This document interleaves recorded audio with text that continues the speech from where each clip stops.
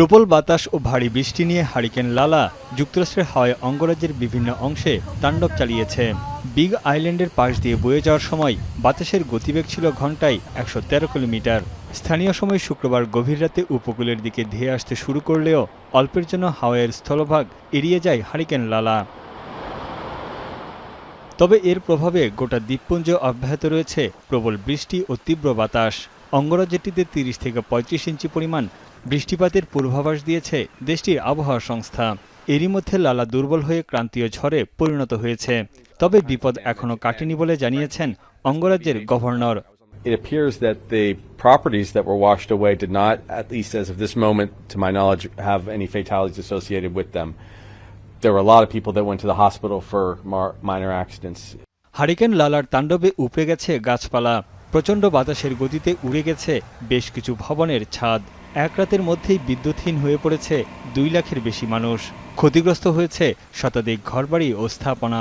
প্রবল বৃষ্টিতে ব্যাহত হচ্ছে উদ্ধার কাজ। আশ্রয়কেন্দ্রে ঠাঁই নিয়েছে কয়েকশো বাসিন্দা। We haven't had electricity all night, so I just wanted to get out here and kind of assess for myself what's going on. It's been a pretty challenging experience. মাউই, ওয়াহু এবং কাওয়াই দ্বীপে জারি রয়েছে ঝড়ের সতর্কতা। ভারী বৃষ্টিতে এরই মধ্যে তলিয়ে গেছে দ্বীপের বিভিন্ন শহরের রাস্তাঘাট ও ঘরবাড়ি। হাওয়াইয়ের দক্ষিণাঞ্চলে দেখা দিয়েছে আকস্মিক বন্যা। উপচে পড়েছে বেশিরভাগ অঞ্চলের নদীর পানি। ঝড় ও বন্যায় ধ্বংসযজ্ঞের ক্ষতচিহ্ন ধীরে ধীরে স্পষ্ট হতে শুরু করেছে যুক্তরাষ্ট্রের আরেক অঙ্গরাজ্য ইন্ডিয়ানায়। ঝোড়ো হাওয়াসহ কয়েকদিনে টানা বৃষ্টিতে প্রাণহানির সঙ্গে ব্যাপক ক্ষয়ক্ষতি হয়েছে বিভিন্ন অবকাঠামো ও স্থাপনার। এদিকে দক্ষিণ কোরিয়ায় প্রবল বৃষ্টিপাত ও ভূমিধসে হতাহত হয়েছে বেশ কয়েকজন। তলিয়ে গেছে শহরের রাস্তাঘাট।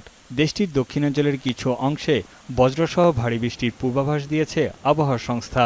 এছাড়া ভূমিধসের শঙ্কায় নিরাপদে সরিয়ে নেওয়া হয়েছে কয়েকশো বাসিন্দাকে। তানভীর জনি, এখন বিশ্ব।